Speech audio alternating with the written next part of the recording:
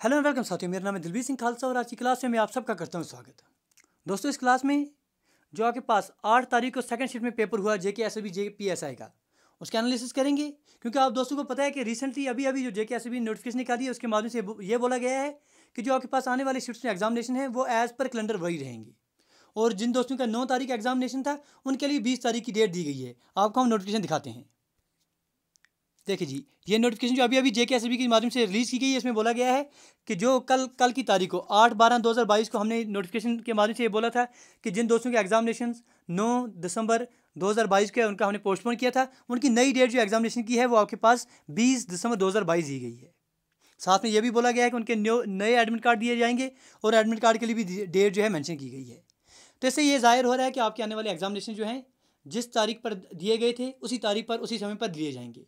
तो बेहतर है कि आप कोशिश कीजिए। ठीक है जी, अभी अपना फोकस जो है बिल्कुल आप एग्जामिनेशन पर दीजिए।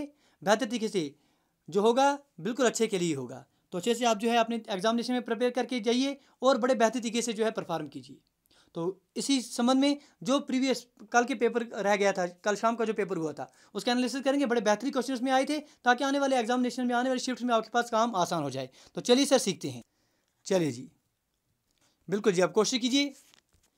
पहला क्वेश्चन जिस एग्जामिनेशन पूछा गया था दोस्तों ने बोला है कि ऑस्कर के रिलेटेड पूछा गया था, ऑस्कर फिल्म के रिलेटेड। ऑस्कर पर बड़े क्वेश्चन पूछे गए थे। पिछली शीट में किसी में पूछा गया था कि ऑस्कर कौन से एक्टर को दिया गया था, विल्सन का नाम पूछा गया था। अभी जो है फिल्म के लिए पूछा गया तो आपके पास आंसर जो है कोडा का नाम आप दे सकते हैं। अगला क्वेश्चन जो इसी एग्जामिनेशन में पूछा गया था, सेकंड शिफ्ट की बात करें 8 तारीख की, प्रेसिडेंट ऑफ इटली के बारे में पूछा गया था कि प्रेसिडेंट ऑफ इटली जो है ये कौन है। क्योंकि रिसेंटली न्यूज़ में थे 29 जनवरी 2022 को ये री इलेक्ट हुए हैं और इनका नाम अगर आपको पूछा जाएगा तो आपके पास सर्जियो मैटारिलिया, सर्जियो मैटारिलिया इनका नाम है। 29 जनवरी 2022 को ये री इलेक्ट हुए हैं, इसीलिए इसे न्यूज़ में तो इसलिए पूछा गया है। दरियाई गंगा जो है, गंगा का नाम बांग्लादेश में किस नाम से पुकारा जाता है? गंगा का नाम बांग्लादेश में क्या है? हम सबने पढ़ा है सर, पद्मा के नाम से जो है गंगा बांग्लादेश में जानी जाती है। ठीक है जी, फ्लो के साथ आपको दोस्तों चलना पड़ेगा। एग्जामिनेशन अभी आपके पास जिन दोस्तों को आने वाले हैं बिल्कुल आप पूरा फोकस आप एग्जामिनेशन पर रखिए। लॉन्गेस्ट रिवर ऑफ इंडिया पूछा गया है। देखिए, इन जनरल अगर आप पूरे इंडिया की बात करेंगे तो आपके पास आंसर जो है इस सूरत में रिवर कौन सा आना चाहिए मेरे दोस्त? रिवर गंगा आना चाहिए। अगर पेनिनसुला इंडिया पूछा जाएगा, पेनिनसुला इंडिया में सबसे बड़ा दरिया कौन है तो वो लिख के देंगे आप। क्वाड के मेंबर्स का क्वेश्चन आया था और क्वेश्चन क्या था, क्वेश्चन भी दोस्तों को याद है। शुक्रगुजार उन दोस्तों की जिन दोस्तों ने क्वेश्चन भेजे हैं। सर, क्वाड में पूछा गया था कि कुछ ऑप्शन दिए गए हैं, इनमें से कौन सा एक मेंबर जो है क्वाड में नहीं है। क्योंकि आपको पता है सर क्वाड में कौन कौन है। सर, इंडिया का नाम आपके पास आता है, ऑस्ट्रेलिया का नाम आपके पास आता है, यूएसए का नाम आता है और जापान का नाम आता है। एक ऑप्शन ऐसा था तो उनमें सर ये मेंशन नहीं थे। ठीक है, पूछा गया था किस में नहीं है या किस में है, यही पूछा गया था। क्वाड के रिलेटेड, क्वाड के मेंबर सिंपल आप याद रखिए कि क्वाड के मेंबर्स पर क्वेश्चन पूछा गया था। बिमस्टिक मेंबर जो है इन पर क्वेश्चन पूछा गया था। ठीक है जी, यहाँ पर रीजनल ऑर्गेनाइजेशन हमने पढ़ी थी, अगर आपको याद होंगी तो बेसिकली एक्चुअली ये ऑर्गेनाइजेशन का टॉपिक जो है आपके एसआई फाइनेंस में मेंशन था। तो चलिए सर, इसमें भी पूछ रहे हैं तो कर क्या सकते हैं मेरे दोस्त। बिमस्टिक के लिए पूछा गया तो जो आपने पढ़ा था हमारे साथ कि बिमस्टिक क्या है सर, ये आपके पास Bay of Bengal initiative for multi sectoral technical and economical corporation आ रहा है। तो बिमस्टिक में आपके पास 20 से बांग्लादेश हम आपको शॉर्ट ट्रिक पढ़ाते थे, आई से इंडिया पढ़ाते थे, एम से म्यांमार हो गया, एस से श्रीलंका हो गई, टी से थाईलैंड हो गए, फिर लास्ट में आपको पता है सर अगर आप बे ऑफ बंगाल के साइड में देखेंगे तो आपके पास भूटान का नाम आ जाता है और आपके पास बचा हुआ नेपाल का नाम आ जाता है। तो ये 7 इसमें आ जाते हैं। पूछा गया था इनमें से क्वेश्चन कुछ इस तरह से था कि बे ऑफ बंगाल ये जो आपके पास बिमस्टिक है इसमें कौन कौन मेंबर हैं, या क्वेश्चन दोस्तों ने बोला है कि पूछा गया था कि इसमें कौन सा इसमें मेंबर नहीं है। तो पाकिस्तान का एक ऑप्शन था, पाकिस्तान इसमें मेंबर नहीं है। समथिंग लाइक दैट, ऐसा ही क्वेश्चन था। वीजीए जो है, वीजीए का फुल फॉर्म आप दोस्त कह रहे हैं कि सर पूछा गया है कि वीजीए का फुल फॉर्म क्या है। ठीक है, बिल्कुल सर, वीजीए जो है हमने बड़े बेहतरीन से पढ़ा है। क्या पढ़ा है sir? Videographic array, videographic array. अगला क्वेश्चन पूछा गया था नॉन कॉर्पोरेशन मूवमेंट पर, और क्वेश्चन भी दोस्तों को याद है। बोला है कि सर नॉन कॉर्पोरेशन मूवमेंट पर क्वेश्चन पूछा है कि Gandhi ji non corporation movement को बंद किया था, किस इंसिडेंट के बाद बंद किया था? तो आपके पास आंसर क्या होना चाहिए यार? चोरी चोरा इंसिडेंट। चोरी चोरा इंसिडेंट जब हुआ था, क्योंकि महात्मा गांधी जो थे हिंसा के खिलाफ थे, तो चोरी चोरा इंसिडेंट के बाद इन्होंने नॉन कॉर्पोरेशन मूवमेंट को बंद कर दिया था। रेड डेटा बुक पर क्वेश्चन पूछा गया था। क्या क्वेश्चन पूछा गया था? क्वेश्चन पूछा गया था रेड डेटा बुक में इनमें से कौन कौन सी चीज़ आप इंक्लूड करते हैं। क्योंकि आपको पता है सर IUCN के माध्यम से आपको ये देखने को मिलता है। रेड आपके पास एक्सटेंट स्पीसीज, जो आपके पास जो एंडेंजर स्पीसीज होते हैं, क्रिटिकली एंडेंजर स्पीसीज, उनका आपके पास एक लिस्ट, एक वेरवा देखने को मिलता है। इनमें आपके पास प्लांट्स भी हैं, एनिमल्स था, कुछ और ऑप्शन में था, ऑल ऑफ द वो था, तो सबका इनमें आ जाता है ऑल ऑफ द वो, समथिंग लाइक दैट, इसका आंसर आ जाता है। ऐसा ही कुछ क्वेश्चन पूछा गया था। ये देखिए सर, ये क्वेश्चन था आपके पास इकोनॉमिक्स में से। क्या पूछा गया था कि किस इकोनॉमिक्स ने सर ये बात बोली थी कि किस तरह से किस थ्योरी दी थी कि बैड मनी को हम गुड मनी में चेंज करेंगे। अगर आप यकीन मानेंगे, ये चीज़ें जो हैं ये आपके JSA की चीज़ों में हम पढ़ते थे। जब हमने JSA के जब पेपर हमने सॉल्व किए थे, अगर कोई दोस्त आप में से यहाँ होगा जिन्होंने हमारे साथ JSA के पेपर सॉल्व किए होंगे, तब हमने आपको पढ़ाया था सर। जब हमने मनी थ्योरी के बारे में बात करते थे, वहाँ पर हम कंसेप्ट पढ़ते थे कि बैड मनी को गुड मनी चेंज करने के लिए हमारे पास नाम आता था, उस साइंटिस्ट का नाम ग्रिशम के नाम से हम उन्हें जानते थे। ठीक है जी, ग्रिशम का हमने नाम पढ़ा था। इसी के साथ ऑप्शन में आपके पास एडम स्मिथ भी थे, केंद्री साहब भी थे, तो लेकिन आपके पास मोस्ट अप्रोप्रिएट आंसर इसका ग्रिशम आ जाता। सोमनाथ टेम्पल पर क्वेश्चन पूछा गया था। क्या क्वेश्चन था? क्वेश्चन इस तरह से था कि सोमनाथ टेम्पल को तो माना जाता है कि मोहम्मद गजनी के टाइम पर तोड़ा गया था। उस टाइम कौन से राजा का शासन चल रहा था? तो आप मानिए सर, ऑलमोस्ट तब आपके पास गुजरात के साइड में जो आपका भीम देव थे। अगर ऑप्शन में कहीं पर ऐसा था तो भीम देव के तौर पर आप टिक कर सकते थे। प्रिम्बल पर कौन सा वर्ड नहीं है, ये क्वेश्चन पूछा गया था कि नीचे कुछ वर्ड दिए गए होंगे, जैसे सोवर्जन हो गया, सोशलिस्ट हो गया, रिपब्लिक हो गया, कुछ कोई ऐसा वर्ड दिया होगा जो प्रिम्बल में नहीं है। तो पूछा गया था which are following word is not present in preamble. ठीक है जी, अगला क्वेश्चन पूछा गया था कि जो आपके पास जज हैं, हाई कोर्ट के जज हो गए वगैरह, इनको अपॉइंट कौन करता है? तो ये तो अब आपको याद रहना ही चाहिए, समझ रहे हैं ना? ठीक है जी, आप अच्छे से समझ रहे हैं। तो जज साहब को कौन अपॉइंट करते हैं मेरे दोस्त? प्रेसिडेंट जो हैं वो अपॉइंट करते हैं। ठीक है जी, अगर आपसे किसी एग्जाम में पूछा जाए कि किस आर्टिकल के माध्यम से होता है, सर ये आपके पास आर्टिकल नंबर 217 पूछा गया था।